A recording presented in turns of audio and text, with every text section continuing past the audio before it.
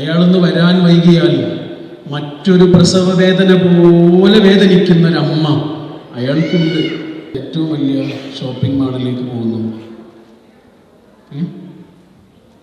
ബഹ്റൈനിലെ ഏറ്റവും വലിയ ഷോപ്പിംഗ് മാളിലേക്ക് പോകുന്നു. എന്നിട്ട് നമ്മൾ വാഷ്റൂമിലേക്ക് പോകേണ്ട ഒരു ആവശ്യം വരുമ്പോൾ നമ്മൾ വാഷ്റൂമിലേക്ക് കയറുന്നു.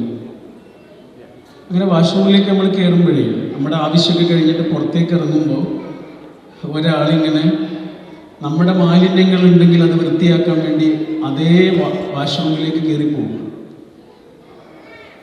അല്ലേ? നമ്മുടെ മാലിന്യങ്ങൾ വൃത്തിയാക്കാൻ വേണ്ടിയിട്ട് ഒരാൾ അവിടെ ഇങ്ങനെ കൂനിപ്പിടിച്ചൊരു മോപ്പുമായിട്ടിരിക്കുന്നുണ്ടാവും.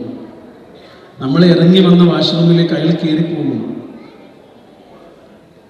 ആ മനുഷ്യനും വേറെ ഏതെങ്കിലും ഒരു മനുഷ്യൻ്റെ കണ്ണിൽ വലിയൊരു മനുഷ്യനാണ്. അയാളൊന്ന് വരാൻ വൈകിയാൽ മറ്റൊരു പ്രസവ വേദന പോലെ വേദനിക്കുന്ന ഒരമ്മ അയാൾക്കുണ്ട്. അയാളിങ്ങനെ കാത്തിരിക്കുന്ന മക്കളുണ്ട്. അയാളെ കൊതിയോടെ കാത്തിരിക്കുന്ന ഒരു പ്രിയപ്പെട്ട പെണ്ണുണ്ട്.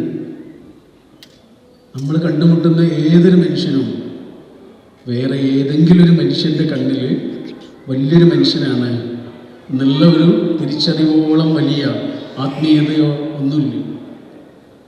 അതാണ് മനുഷ്യനെ കുറിച്ചുള്ള ഏറ്റവും വലിയ ബോധ്യം എന്ന് എനിക്ക് തോന്നുന്നു.